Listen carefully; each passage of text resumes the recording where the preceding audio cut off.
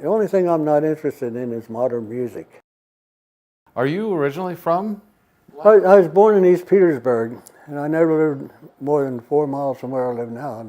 I lived in all corners of the city already, plus Lancaster Township, and now I'm in Manham Township. So I live as far south as the 7th Ward, as far north as East Petersburg. Now I'm halfway in between, And how did you get involved with the police force here? I was in high school, didn't have many plans because everybody going to the service. I thought after that's over. But I had a brother in the Army and one in the Marine Corps. And I wanted to quit and join the Navy, but my parents wouldn't do it. And both my brothers said, wait till they come and get you. Well, by the time I graduated, the war was over. The Lancaster County Council of Boy Scouts asked me whether I'd be a counselor at Camp Chickwatin. And I'm just a poor kid, and they asked me. I said, sure. And then I got a chance to go to Fulton, some service club, sponsor me. So I come out and I took a job as a laborer. And second day or so, they increased my wages right away and then made me a boss. I was getting people out of jail. 2 guys, 2 different fellows that killed different people and all kinds of bad people, tried to get them to work and they wouldn't work, so I worked to try to help them out, and the boss would give me, heck, I'm supposed to make sure they work, I'm not supposed to work. Okay. So then I became a carpenter. Okay. And I was pretty lucky. The last winter I worked, I only missed a half a day, but Wednesday at lunchtime, you think, hope I get in the rest of the week, things like that. So I saw their advertising for policemen. And I knew we had policemen in Lancaster, but I couldn't tell you whether they wore blue uniforms or brown or black or whatever. I never paid attention. So I took the examination, and I wound up on top. In fact, I was the only guy come on for years who was not a serviceman, They were all back from their war. So I come on the police department in 1950, and I got around to the schools a lot, and the teachers would say, well, Jimmy McMullin, you always wanted to be a policeman, and now you are one. I never said I wanted a policeman, that I'm going to save the world. I wanted a steady job, and with a pension and things like that. So that's how I became a policeman. Stayed there then 38 years, Had a successful career there. Now, you did spend some time in the service, right? Just reserves, five. In fact, that nearly kept me off the police department. When I come on, the chief said, I guarantee this job, but you're in the reserves. And we consider that volunteering. So I had 4 years in and I had to take 4 more years or take 1 year in voluntary. And they said, you take the 1 year in voluntary, and then you get as far away from the reserves as you know how. But now they encourage it. See, you do 2 weeks training a year, and one time you had to do it in your vacation. Now you get that in addition to it. People go to Germany and things like that on the police department. They encourage it, but at that time, as I say, they nearly kept me off. And you were on a battleship, right? Oh yeah, I served on the Missouri. That got me to places I never thought I'd be able to go to myself, to Panama and to Cuba. Before that, I was on the Rochester, heavy cruiser Rochester, got to Bermuda there, Okay. I got around the world pretty well after that, but at that time, 18, 19-year-old kid, you never thought you're going to get to Panama, Yeah. or Bermuda. So. What was your job in the Navy? Chip and paint. Okay. I was a hospital corpsman, but I never saw the sick bay. I chipped paint. Okay. Yeah. I know one time, forest striper at the inspection here in Lancaster, and asked how long I'd been in. This and that, take my cruise. Yes, sir. What'd you do? I said, chip paint. I said, is that all? I said, no, sir. We wire brush it too. Oh. But that's what we did, chip paint, Now, I've heard you're involved with a group called Grave Concern. Oh, yes. Mm-hmm. Can you tell me about that? Yes, I can. It started when they were talking about moving Buchanan's grave up to his home here at Wheatland, and it kind of got started then. And I attended one meeting, and a couple of months later they called me and said they wanted me to be their president. And Hiram Weiss, the doctor taught medicine up at Hershey, and said I was such a fine young man in East Petersburg. I was 8 years old when I moved out of East Petersburg. but he highly recommended me, another guy. So I went to a meeting and paid my dues, was elected president, was president for the first 21 years of it, but was pretty active in it. But I didn't have much to do with the founding of it. But it's mostly what they call these family cemeteries. Any place considered historic burial place, if it's a cemetery that's over 100 years old, and there has been no burials in the last 50 years, and there will be no further burials. So we kind of said we speak for those who can't speak for themselves. What does that entail? Are you groundskeeping, repairing, restoring? Well, some of them we do ourselves, but usually we give advice and tell them where to do it. And historical things, get historical background for them. I got a lot of that information. People visited back in the 30s and everything's handwritten. All the tombstones, the epitaphs on all of them, things like that, provide that for them. And then the people who are interested in their own ancestral burial grounds, we have a fund where they can put their money in grave concern and then draw it out. And then it's tax deductible for them. We kind of manage it for them, but they can put it through with us. And sometimes we do some work ourselves, yeah. That really eases the burden for some families then too, to have an organization. Yes, that's right. Yeah, we have a couple trusts like that. Are there a lot of these graveyards? Oh, there are over 600 in the county. There are over 40 in Manor Township that have been destroyed that we know have been destroyed. There's some that we don't know where they were, but yeah, the number of those. You must have seen a lot of changes in the city over here. Oh, yes, I did. What are some of the biggest changes? Well, stolen cars. When I come on the job, we always recovered a stolen car. You find it somewhere in Philadelphia, jacked up with wheels off it or something like that. The first one that we did not recover was a 1958 Plymouth, I think, that disappeared, just vanished, you know. And now they disappear, you know, vanished, but we always got those back. And a lot of other things with the job too. They were still delivering coal to the houses. Nighttime we'd take out no parking, coal delivery, moving or something like that. Okay. Yes, indeed, and we'd change the light bulbs and the traffic lights. Really? Yes, we did, and report street lights. We had some arc lights at the time, so we continue to call them arc lights. And I think the city get $1 back for each one that we reported because the city's paying the electric bill for those things. Telephone booths too. You don't see any of those, and they were a good place to go. You know, it was always lighted in there, or if somebody get into a telephone booth that was in there, there's no way you're going to get in. I don't care if it's a small woman or what. There's no way you're going to get in that door. Good haven. That we no longer have those, and drugs and things, not a problem at all. Not a problem at all. And it started getting around the big cities, and of course we had some colleges here. Not saying that we would not have it without the colleges. Right. The same with bank holdups. Gee, we went 4 or 5 years to have a bank holdup, and then the branch banks were in different areas. They were being held up, and then we started to get them here, you know.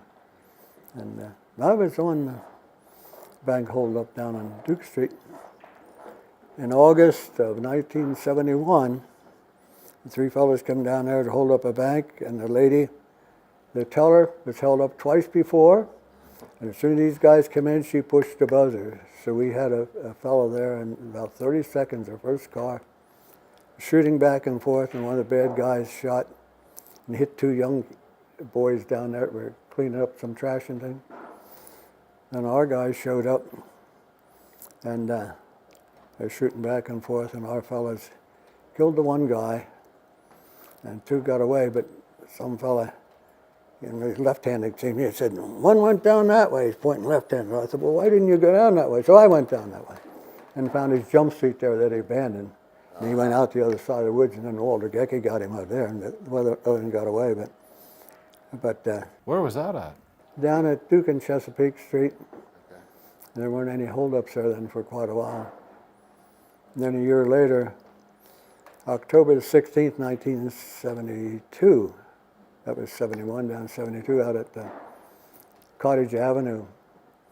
I was a fresh lieutenant, and The brass were all going home. They said he'd be at Judge Mueller's having a cookout if anything happened. He said, by the way, the state police would like to have two fellows at a certain time. They want to go get a bad guy, escaped murderer, bank hold-up guy.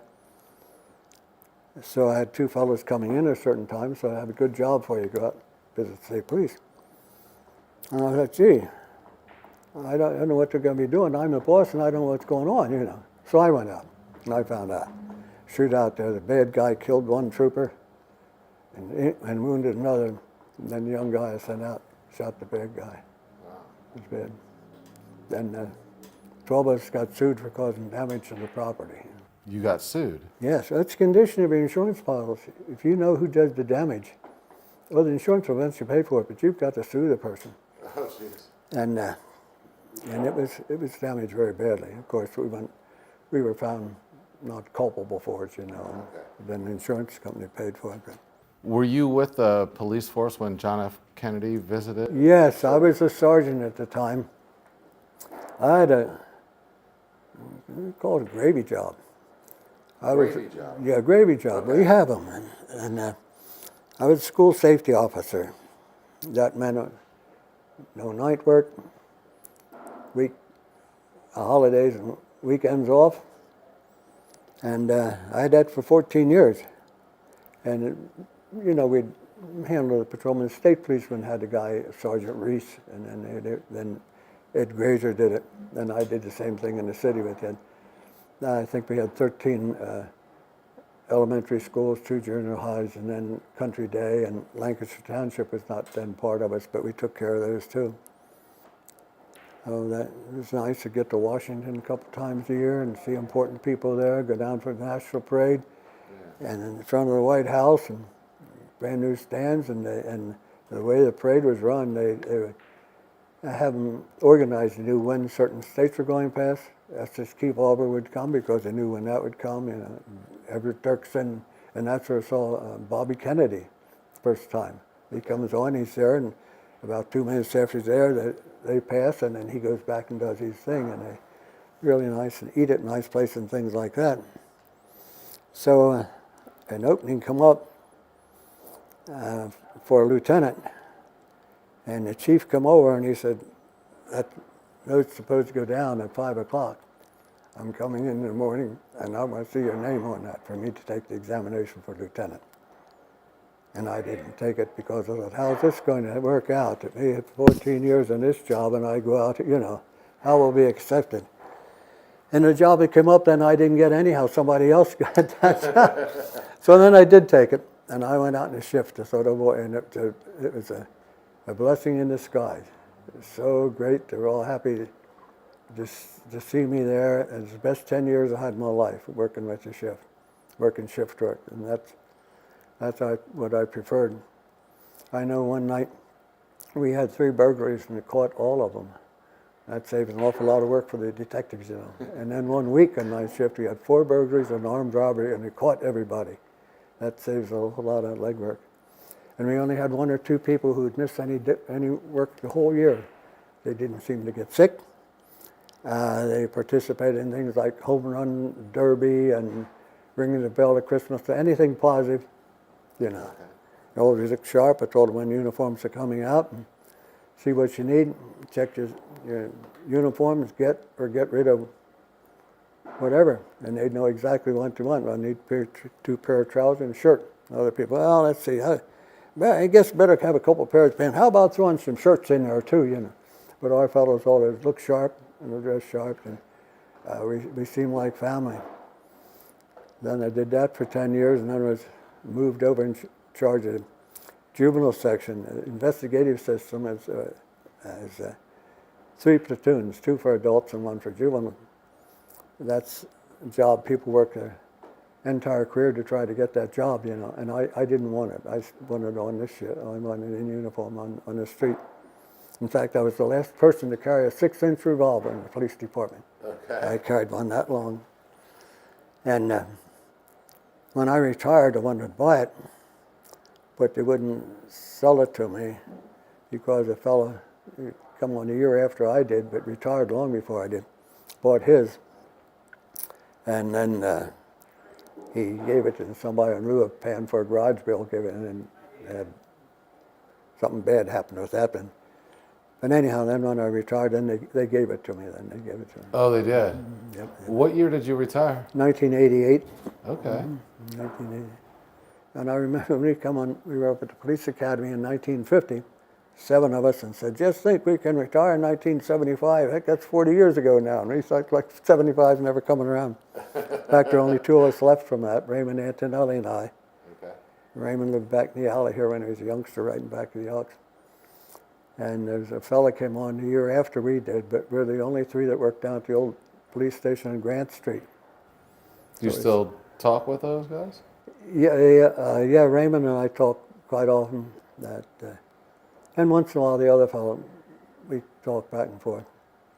And when the police station was built down on 27 East Grant Street, it opened on October the 1st, 1874.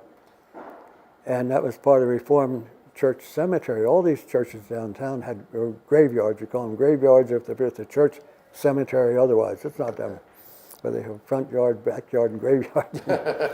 But when they tore it down, where they used to keep the horse, I guess, but we kept our motorcycles, they found some skeletons there. But of course, that was from the old cemetery.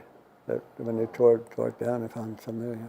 Is that what started your interest in the old graveyards and stuff? No, I was interested in those before. Anything historical or natural history. I guess my main interest kind of is botany. Oh, really? Yeah. Well, what are you doing with botany? Is this like Well, after I was retirement? never trained in botany, but I became very interested in botany, and of course, coin club and antique automobile. But botany, I guess. Well, one thing about it, natural history doesn't cost you much money to pursue. You know. Sure. An awful lot of information that you can get. You collect things, you know, and you spend money you should do for something else as a kid, and you're buying a coin to fill a hole in a book, and then you look at that, you know. But things like natural history, you can learn an awful lot. Sometime before 1932, because Dr. Roddy, perhaps you heard of him, Millersville, scientific building named for him. He was born in 1856 and died in 1943. But he retired from Millersville and then came to F&M and ran the museum there before, North Museum. And I got to know him, and he came to Petersburg, I know, and he had a big, like a market basket full of bird skins, stuffed birds, you know. They're like this, you know, study skins that they used to shoot to study. And that kind of influenced me. And then my dad, when I was 13, 14, 15 years old, was working all around the country, Coronado, California, Ogden, Utah, Hitchcock, Texas, and home in Louisiana. So then I got to know Doc Price over at the North Museum, and he was kind of my surrogate father, you know, for quite a while. And through him, I guess I became interested. In fact, those fellows on the list I left here from Price's boys, they were all interested in natural history, and some of them made their profession. You're still really sharp, and you can have a control of dates that I don't even have. How do you do it? Well, I can tell you that Barbara Pritchard is baptized down around the corner here on December the 14th, 1766. But I can't tell you what I had for breakfast yesterday. Really? Yeah. You were the doctor, you know, you go to him and said, anything we should be talking about? I said, well, my memory is that people ask me things, and I said, I have to think about sometimes for a while before I come up with it. He said, you know why they're asking you? Because they don't remember, you know. But people marvel at that. I don't know. What is your next birthday that you'll be celebrating? I'll be 91 my next birthday. 91. Yes, and if I lived to be in April, I will have been the oldest male McMullin that lived in America. Okay. Now, there were some women. Dad had an aunt lived to be 100. My sister is coming up on 95. But other than that, my grandmother died when she was 32, and my grandfather when he was 39. You know, so. Is your family all close to the area? No, my children and grandchildren, great grandchildren are, yes, and I have 7 blood relatives in 4 generations. No, I saw a guy died the other day. He was 85 years old, and he had over 100, and he's 5 years younger than I am. But no, my siblings all left the area and scattered all around. But my sister's now back in Pennsylvania, moved back up from Florida. But I had brothers that lived in Texas, and Logansport, Indiana, and Rockford, Illinois. And one brother retired from the Army and stayed in Delaware. Our people came out of Delaware many years ago. They were kind of prominent people there, Civil War and state senator and postmaster and things like that. McMullins are kind of, and Bolden's, my middle name is Bolden. And I was told the Boldens had the money, but McMullins were the shakers and the movers. You know. Okay. So after you retired from the police force, what did you do? Volunteer work in the Grave Concern, Union Fire Company, Coin Club, and I attend a couple historical society meetings regularly. In fact, I used to talk one program a year at a couple different places. And no longer do that, although Millersville is after me to talk to them. I might talk about the history of the police department. That's something I wouldn't have to take too much to talk on. I would like to tell you about my early life, though. Okay. It's important, I guess, you know something about my parents. My father, his mother died the day before his 9th birthday. And 16 months later, his father was killed by a trolley car. So here's a 10-year-old kid with no siblings. My mother had 2 little sisters. They died, so my dad worked on farms. I think at age 16, I think he went to sea, worked aboard a Scottish ship in Narragansett as an oiler in the boiler room. And he came back and met my mother down in Maryland someplace, was working in a canning factory, canning tomatoes, things, and they got together and moved back up this way to my mother's grandmother, who was a Civil War widow. And our oldest sister was born there in Nessville on September the 4th, 1916. And then they moved to East Petersburg to a log house there, and my other 3 siblings were born there. Albert, December the 4th, 1919, Arthur, November the 21st, 1921, and Madeline, June the 7th, 1923. And then my dad bought a barn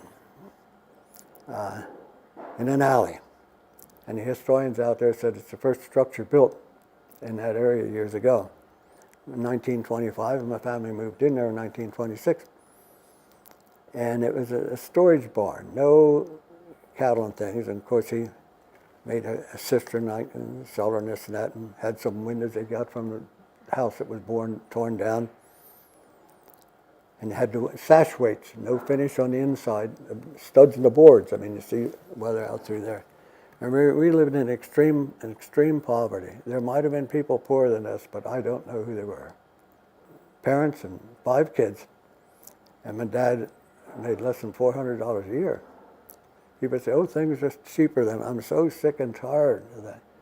So, I mean, you have 7 people, how far does a loaf of bread go? Or how far does a dozen eggs go? We had the only water we had was what we got off the roof, outhouse, and no electricity, no central heat. The wood sometimes, I cut it down the woods and dragged it in. Once in a while we had coal, and Dad said, count, it should be, I figured, 100 shovels, 20 pounds of shovel load, that should be a ton of coal or whatever. He didn't count. And I know one time we didn't have any meat on the table for 9 weeks. And Dad had an octagon barrel, rolling block action 22 and some birdshot. And he shot starlings, tried to get to them, and we skinned them and boiled and ate them. And no one time for supper, Mother came around with a saucepan, and we got 2 tablespoons of cooked dried corn. That's it. Nothing on it. Santa Claus didn't come for 2 years. They said, oh, Santa Claus doesn't come every year. My older siblings knew what was going on, I didn't.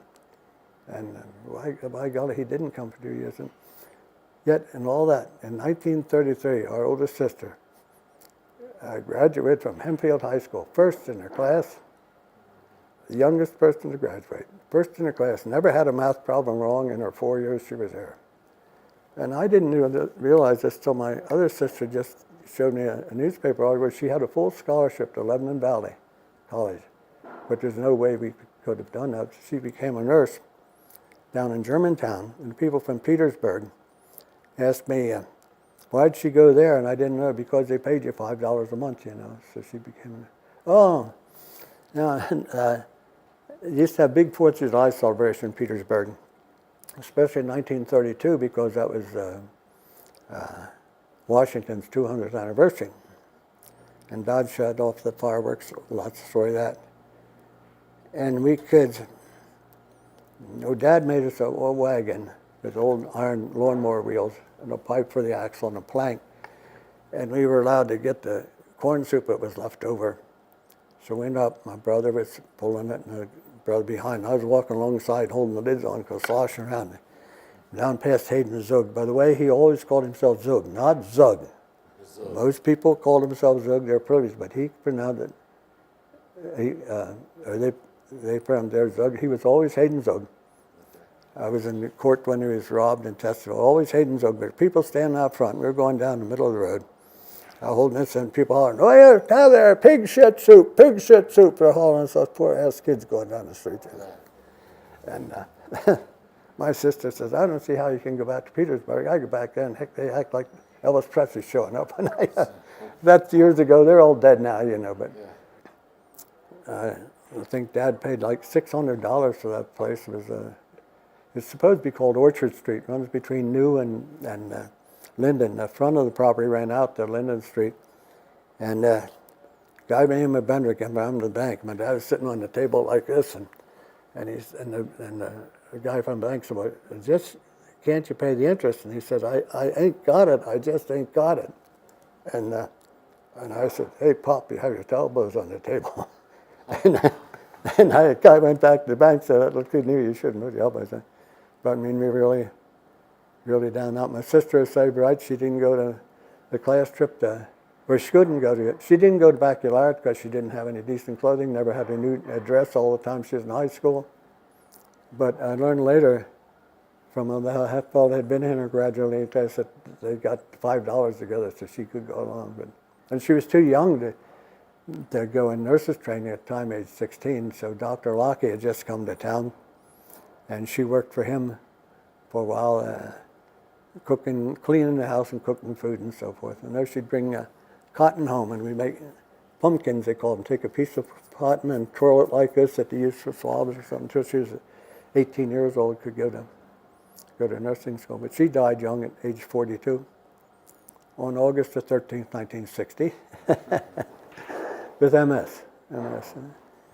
Then we moved to Lancaster, and that was a little better. But were there happy times there? Well, I didn't know anything different. I had kind of happy times. We had a lot of happy times.